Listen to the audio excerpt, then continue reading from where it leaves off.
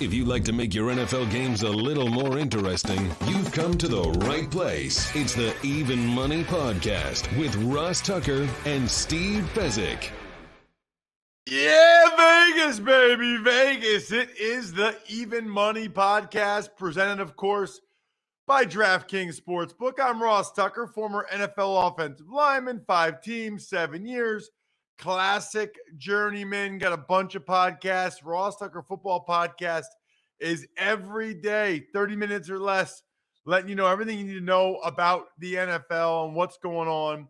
Of course, the Fantasy Feast Podcast we will record tomorrow. We'll talk more prop bets on that one, how to play fantasy for a one-game slate like that. The College Draft Podcast, people are loving this time of year as 30 teams are getting ready for the NFL Draft. Make sure you're listening to the College Draft Podcast. It'll help you with the NFL Draft bets that have been very, very profitable for us over the years. Check me out on social media, please, at Ross Tucker NFL.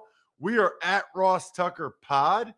You can always check out the show on YouTube, youtube.com/Ross Tucker NFL, and should always check out our guy, Steve Fezzik, on Twitter, at Fezzik Sports. He is the only two-time winner of the Super Bowl of professional football gambling. And there's only 1 week I can say this, Steve. It is the Super Bowl week. So you've won the Super Bowl of professional football gambling. We've got the Super Bowl this week. I am curious, typically, how many bets do you have? How much do you put into it? Is this a very profitable day for you? Is it not? Talk to me, Steve. Yeah, so 25 to 50 bets is typical, and all kinds of ancillary stuff. If somebody puts out a weak parlay card, I'll certainly be playing multiple permutations of that as well. The truth is the pros very rarely have a big bet on the side or total. However, every pro I talk to that's successful, this is their most bet on game. And it makes sense with 1,000 different props to wager on. Surely you can find value on 3% of them and wind up with an enormous portfolio. Interesting. So that's what they end up betting is typically the props? Oh, absolutely. So it's very rare that a pro really makes any type of big bet. Now, I get it. You're going to have the media. This guy bet $1 million and this guy bet 300,000. Ross, those are just recreational bettors that are thumping their chest and are making millions and millions of dollars doing something else, producing movies and selling hamburgers in Texas. And they just want to make a big bet on the NFL. But the true pros, it's very, very rare that they invest anything substantial on the side or total. Out of the 25 to 50 bets for you, and we'll get into them, we're not going to go over all of them. How many of them are football props? How many of them are non-football props? The other things, Gatorade, color, anthem, any of the other things, coin toss, what I would consider non-football props. Yeah, about 90% football, 10% ancillary stuff that ideally you have some information. If you've got a friend who is privy to the rehearsals, for instance, for the anthem and the halftime show, well, that's insider information, which I can't use to trade stocks, but you can certainly use it to make money sports betting. I'm glad you said that. I was going to ask you about that. Is there anything illegal about that? Like if someone has inside information on, the rehearsal times for the anthem or something, and they tell you, and I know there's small limits anyway, but let's say you bet whatever you can and blah, blah, blah.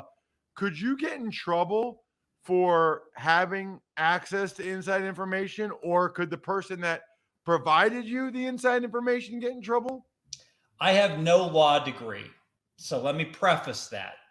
Having said that, I find it hard to believe that someone who's just a janitor sweeping floors and is observing a rehearsal is going to get in trouble for texting something out and providing information. I think where you go past the gray area is when you get an NFL trainer who is providing that information for money to an external source. And there I'm going to have to defer to all the law students out there to do their research and get back to me. So of the 10% that's ancillary stuff, there's certain ones every year, right? Like that it won't go to overtime. There's certain one that you have like certain stock props you do for the Super Bowl every year, right? Sure. I always bet no overtime. There have been 55 games, and there's been one overtime. So you do the math, 54-1, you're going to make quite a bit of money risking 10 to make $1, which you can do right now. That's a good bet. But there are better bets to be made. And frankly, the square balls are going to be out there in force betting, yes, I think it's going to be a really close game. This game's going to go overtime. Guess what? Even if you knew it was going to be a really close game, it's still a crappy wager to bet plus 650 on the yes. Even with the way these playoffs have gone?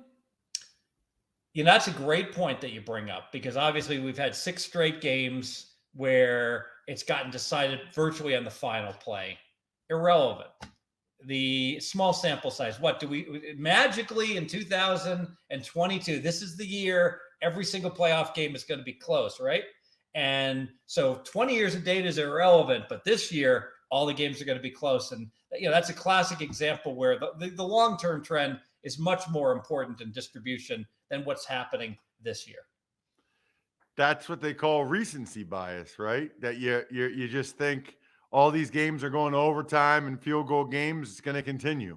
Well, you got to be careful with recency bias, because I'm sure there's people that absolutely lost their shirt when steroids became prevalent in the MLB by saying, this scoring is an aberration. It's going to revert back to the mean. Same thing with the NBA. They're not going to keep scoring 10 points more than they've scored historically. But there was a fundamental shift or change in the game that had happened in MLB and in NBA. I see no reason why that's going to happen in the NFL, however.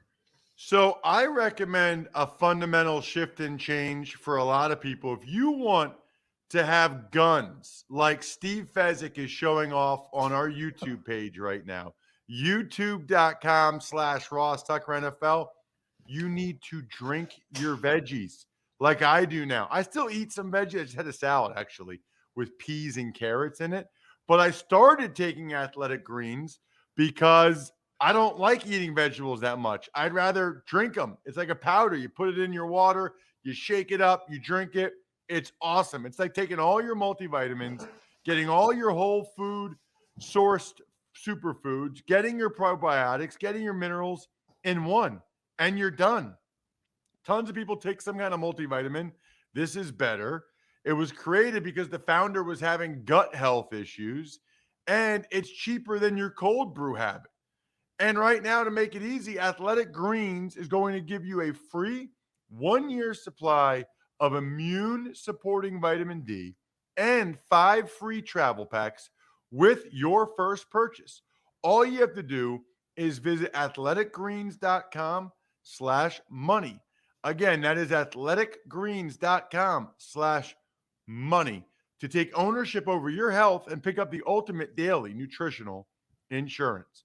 All right, Steve, just to set things where they are so people know, we're going into the last week of the season.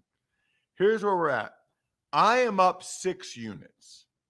Steve is up 61 units.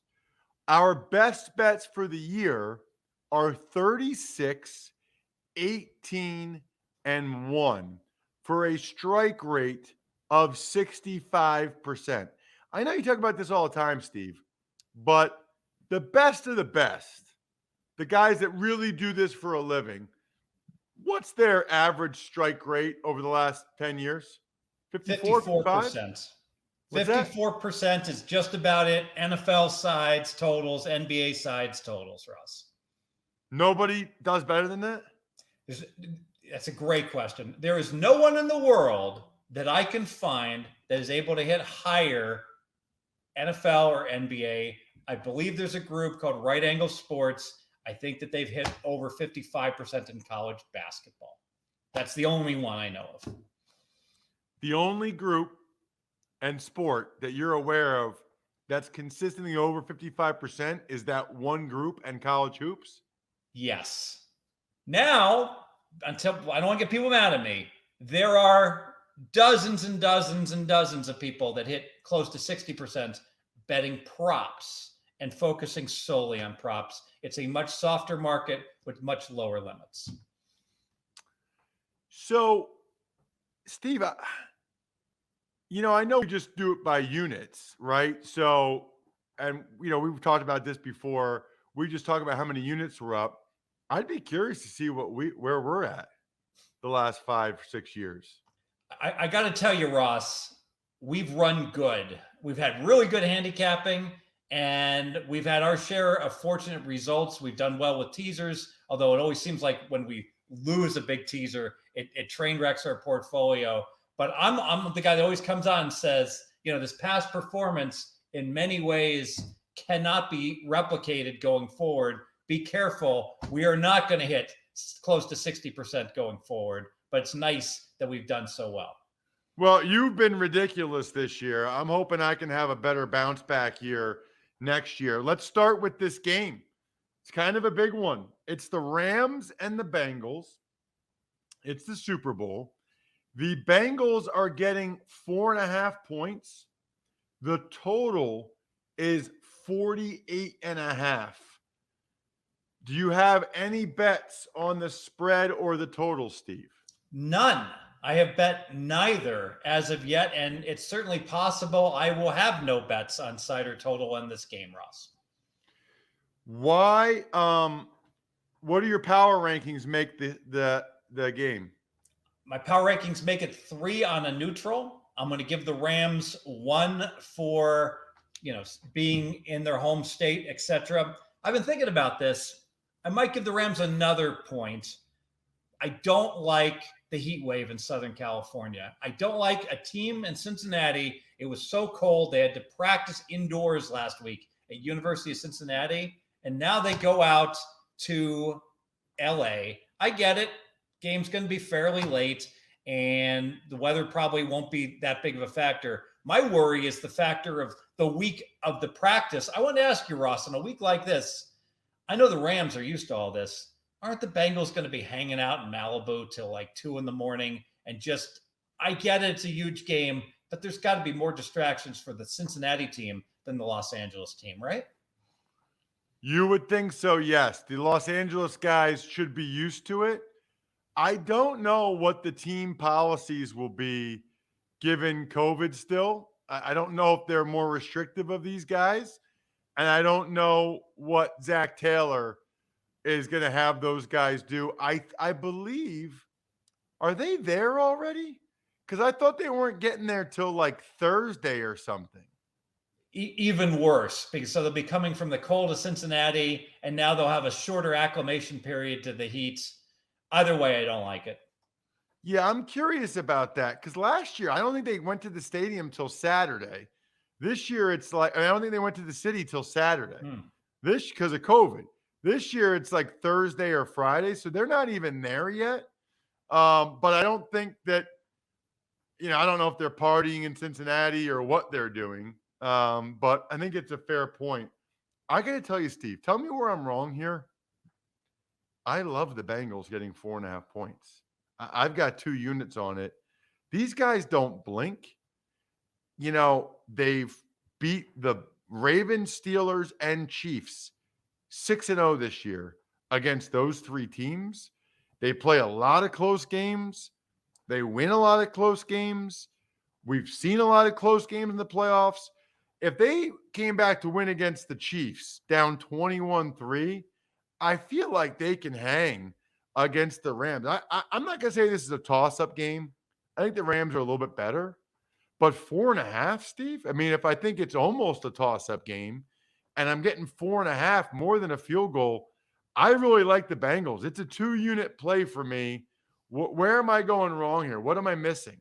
Well, if you looked at the underlying stats during the playoffs, I almost feel like that guy. Remember the movie Big? It was like, I don't get it. You're like, if you looked at your memo and saw the double-blind result that was presented in your pamphlets there, you would see that the Rams have massively outgained all their opponents in the playoffs, and the Bengals have been outgained by each and every opponent. The Rams are out first downing their opponents by 5 first downs per game. The Bengals are getting out first down by 2 first downs per game. If you had studied that, I think you would be able to get it then, right?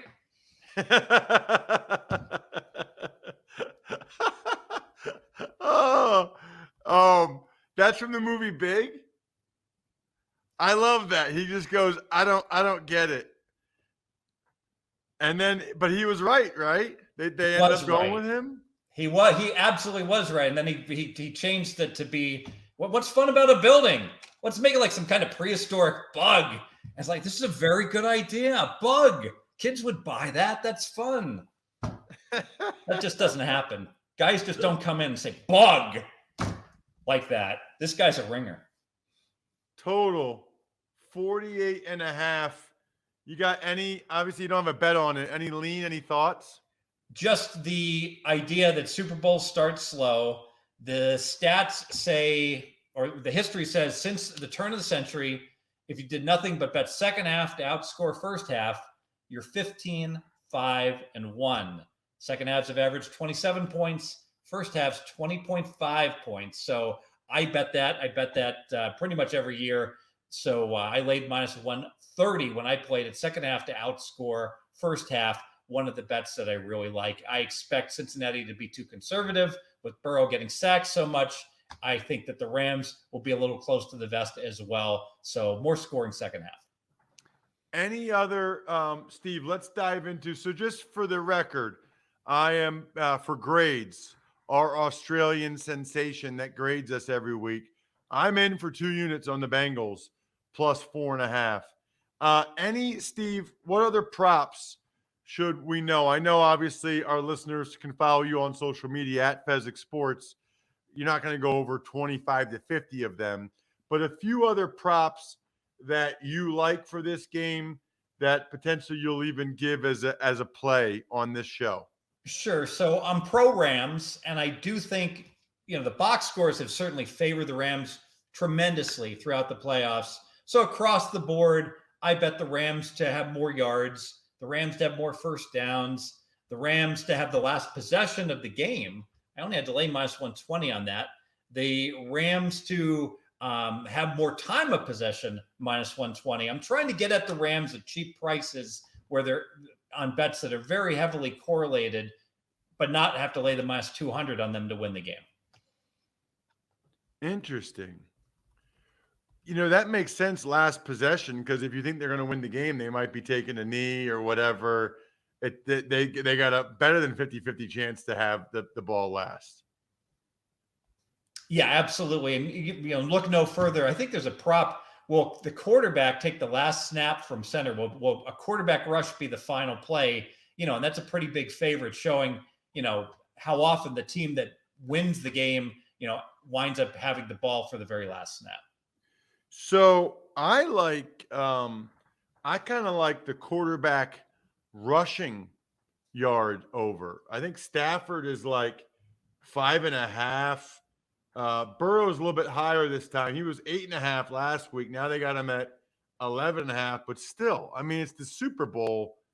That's 1 rush for Stafford and maybe even 1 rush for Burrow. Maybe it's 2, but I don't know. I kind of like the over for quarterback rushing yards for both. It's the only way I would look. And bottom line, these quarterbacks put it all on the line. We all remember the Elway helicopter run where he got smacked around. He would never do that during the regular season, but when it comes to the Super Bowl, the deeper you go in the playoffs, the more you're willing to put your body on the line for the ring.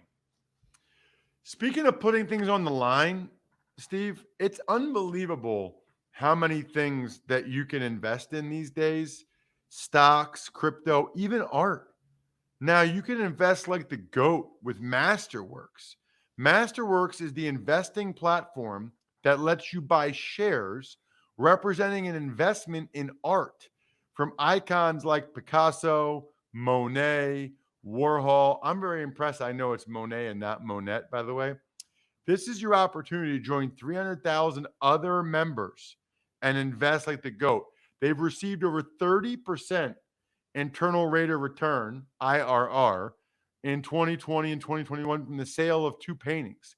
Just go to masterworks.art masterworks.art/money. That's an interesting website. Masterworks.art/money. See important disclosures at masterworks.io/disclaimer. All right. Let's get to some questions, Steve, because we have some good ones and I love it. So, Bri, hit the fancy sounder, please. Ever wanted to ask a professional sports bettor a question? It's time to Ask Steve. This is really important, by the way, because, starting next week, we'll obviously go over the Super Bowl and we'll recap the season. Then we get into our season win totals, which is fun from last year. Then we take our first look at the season win totals for next year. I mean, there's a lot of fun stuff we do in the quote unquote off season that we really want you guys to get involved in. So I know some of you just listened during the season, but we're talking about this stuff and Steve's giving you tips and bets on other sports all year round. So make sure you're subscribed and you're listening or watching in the off season as well. So this comes to us from Jared Hassenkam. Now, this must have been a while ago. Maybe he didn't use a sponsor, so I didn't get to it till now, Steve. It's an analysis of a bet that was offered on Sportsbet in Australia. He's got a bet that I think is great, but he wanted to know if it was true plus EV or not. Bills, Ravens, Chargers, Titans, all to go over 9.5 wins at plus 700. That seems like a really good offer. Jared, I think it's a bad offer because I don't think the Chargers and Ravens are going to – no, I'm just kidding. Now that we know that, right? But I guess, wow, this is before the year. He could get Titans, Bills, Ravens, Chargers all over 9.5 wins at plus 700, which, by the way, was looking real good for a while there, Steve. Plus 700 on those four. What would you even call that? 14 parlay? 14 parlay, yeah. I hate it. I think it's horrendous. And here's why. There's an implicit bias in the season win numbers. We spoke about this. They're too high. They averaged 8.6 in terms of what's dealt. But with a 17 schedule, they should average 8.45 because there could be a tie. 8.17 divided by 2, 8.5, knock it down to 8.45. Further, AFC has to play. Actually, the AFC had the 9 home games this year, so that would be in favor of the NFC. But bottom line, I want to play more unders than overs, and here you're playing 4 overs essentially. The Titans were lined right around 9 wins. And San Diego was right around 9 wins. So those teams were barely projected to have winning records. If you call those 50-50 bets, I get it. They're a little better than 50-50. The chance of winning is 1/2 times a half is a 4th. And you add 2 more teams in, the numbers just don't support it. You could look at the Circa alternative lines that they offer plus an extra win down and up to get all these teams to 8.5. And if you worked out the math, you're not getting paid enough. Plus, Ross, what happens when these teams play each other? Well, now somebody wins, somebody loses. And so as soon as one of these teams has a really good year, it's more likely one of the other teams goes under. So no good. Negative EV bet. No good. Yeah, and that was all AFC teams. It's a zero-sum game on some level with all those AFC teams. We got one more, Steve. This comes to us from D. Bettis. Not J. Bettis, like Jerome Bettis, the bus, but D. Bettis. Hey, Ross, been following you since 2009. Football Today on ESPN. That is amazing. That's a shout-out blast from the past. I really hope you read this and ask Steve this question. The juice. I always hear experts talk about the juice. Why should I care about the juice when I can do a 10-team minus 600 or better money line parlay bet, $250 and receive 1,167. Especially during the college football season, that bet is almost guaranteed. Out of 15 college weeks on average, I win on 11 to 12 weeks. So why should I care about the juice when I'm winning almost every week and turning profit year after year? P.S. I was officially banned from Harrington Casino in Delaware, Week 6, 2020, for winning too much. Welcome to the party, pal. I've been banned from a few places myself. So the bottom line is, if you pick a year where there's very few upsets, of course, if you're money lining all the big favorites, you can win. But it's not the optimal way to go. Maybe you're playing against a book where the money lines are too low. Maybe there is value. No reason to parlay them. I'll use an example. Let's say somehow, by some miracle, there were 10 big favorites over the course of a weekend, and they were not being played at the same time. One started at 7 a.m., then 10 a.m., then 1 o'clock. I get it. Some are going to be played at the same time. Bear with me. You're laying minus 600 in the money line. So you start out, you're paying the vig. Believe me, you're paying the vig. You're risking 600 to make 100. You're laying minus 600. Boom, that bet wins. You cash it. Now you got 700. Now you put it on the second game. You're laying the vig again, minus 600. You see where I'm going. Just by putting them into a parlay does not magically mean you're not paying the same vigorish. That doesn't mean it's not profitable, but there's no reason you have to parlay everything. You can just go ahead and put those bets in if they have value individually, but be forewarned. There will be the case that Iowa State is going to be a 28.5 point underdog, and they're going to beat Kansas State, and you're going to lose laying minus 2,200 in a case like that. It will happen. So the net is, how much do they add to the vig when you parlay it, as opposed to if you just took each one on their own? That is a tremendous question. They don't add anything. They do give you the true mathematical odds. However, when you parlay three teams, that makes it impossible for you to shop for the best number in each and every game. In other words, Casino A might have minus 580 in the first game. Casino B might have minus 550 in the second game, but you're having to lay minus 600 on all three games because Casino A and B have higher money lines on different games. That's the biggest disadvantage of the parlays. Now, if you do play a two-team parlay, Ross, that pays 13-5, you are not getting true odds. And you're actually laying a little over minus 111 on each leg. That's why two-team parlays typically are very bad to play. Check him out on social media. The guy pretty much knows everything about sports betting. It is amazing. Treasure trove of information at Fezzik Sports. Make sure you check out the highlight clips from today's show at Ross Tucker Pod on social, or just go to youtube.com/Ross Tucker NFL. You got to check out Steve's outfits. I mean, last week he was wearing a Rams jersey. This week he's rocking no sleeves. You might be the most fit professional bettor that is out there, Steve. Absolutely love it. What a fun season it's been. Hopefully the Bengals come through. Either way, looks like we're both going to finish the year plus money in the black, which will really be nice. Other than that, good luck, everybody. Hope you guys win some money. Thanks for listening to the Even Money Podcast. Make sure to also subscribe to the Ross Tucker Football Podcast, the Fantasy Feast, Business of Sports, and the College Draft. All available at Apple Podcasts, rosstucker.com, or wherever podcasts can be found. A lot of times on the show, I mentioned DraftKings. Here's what you need to know. You got to be 21 or older, New Jersey, Indiana, or Pennsylvania only. New customers only. Restrictions apply. See DraftKings.com/sportsbook for details. Gambling problem, call 1-800-GAMBLER, or in Indiana, 1-800-9-WITH-IT. By the way, if what I was talking about included a deposit bonus, doesn't always, sometimes it does.